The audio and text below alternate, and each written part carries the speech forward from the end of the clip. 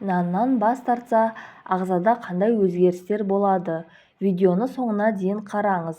Соңғы кездері көпшілік нанның және басқа да ұнды өнімдердің зияны жайлы жиі айтады. Алайда бұл мұндай пісірмелерден мүлдем бас тарту деген сөз емес. Тұтас дәнді және қара нан ағзаға пайдалы, ал ақ нан шынымен де ағзаға жағымсыз әсер етуі мүмкін. Рационыңыздан ақ нанды алып тастасаңыз, ағзада қандай өзгерістер байқалады? Арықтайсыз. Ақ нан калориялы өнімге жатады.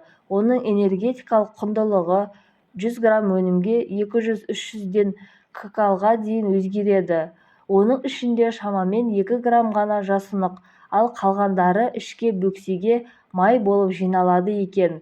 Оған қоса нанның гликемиялық индексі жоғары, яғни оны жегеннен кейін аз уақыттан соң қарныңыз қайтадан ашады.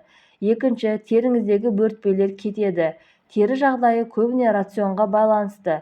Бөртпелер дұрыс емес тамақтану себебінен пайда болуы мүмкін. Безеу, ағзаның ақ нан құрамындағы ұнның дәл маңызына реакция болуы мүмкін.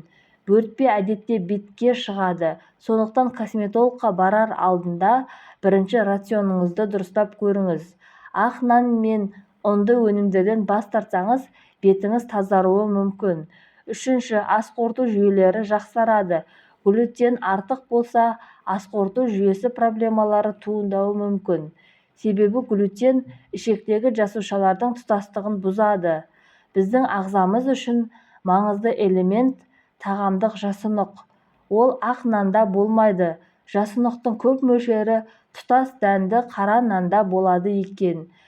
Энергияңыз көбейеді. Ақ наннан бас тартып, рационға көбірек жемістер мен көкөністер қоссаңыз, энергия көбейгенін байқайсыз.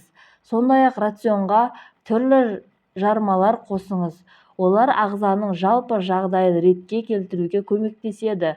Оған қоса мұндай өзгерістер ми жұмысына да жағымды әсер етіп, есте сақтау қабілетін жақсартады екен.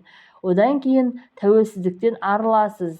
Тәтті және зиянды тағамдарға ғана емес, ақ нанға да тәуелділік туындайды. Оны жеген кезде қанға көп мөлшерде қант түседі. Кейін содан инсулин гормоны шығады. Егер бір тілім нан жесеңіз, аз уақыттан соң тағы біреуін жегіңіз келеді. Содан соң тағы іздейсіз. Одан кейін жастықты ұзартасыз. Егер нанның құрамын зерттесеңіз, онда ешқандай қоректік заттар жоқ екенін байқайсыз. Құрамында ешқандай дәрумені жоқ ұнды өнімді жеу арқылы ағза жас болып қала алмайды.